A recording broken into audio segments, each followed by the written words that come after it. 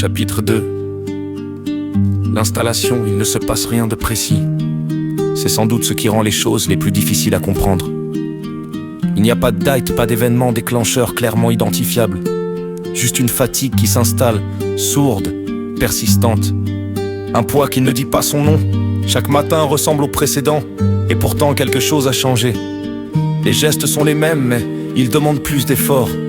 Les conversations continuent, mais elles glissent sur moi sans laisser de traces.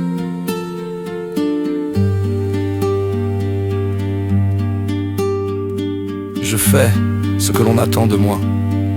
Je réponds quand on me parle, je souris quand il le faut. Je joue mon rôle avec application de l'extérieur. Rien ne trahit ce qui se passe à l'intérieur, et c'est peut-être là que tout commence vraiment, dans cette capacité nouvelle à dissimuler.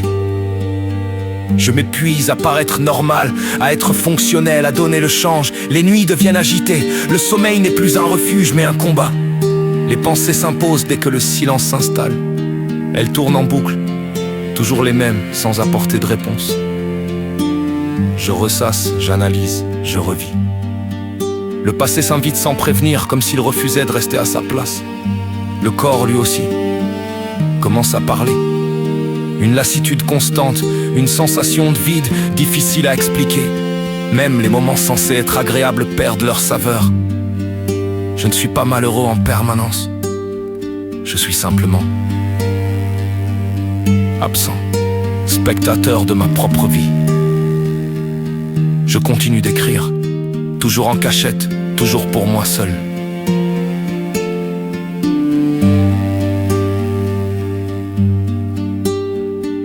Les mots deviennent un exutoire, mais aussi un miroir. En les relisant, je comprends que quelque chose m'échappe. Ce que je couche sur le papier est plus sombre que ce que j'ose admettre. Je minimise, je rationalise. Je me dis que ça passera, que d'autres vivent bien pire, que je n'ai pas le droit de me plaindre. Alors je me tais. Je m'éloigne sans m'en rendre compte. Des autres, mais surtout de moi-même, les émotions s'émoussent, la colère, la joie, la tristesse, tout semble atténué, comme filtré. Je ne ressens plus pleinement, et cette absence de sensation devient elle-même inquiétante. Quelque chose se referme lentement, méthodiquement. Je n'appelle pas ça une dépression, pas encore. Je parle de fatigue, de passage à vide, de périodes compliquées.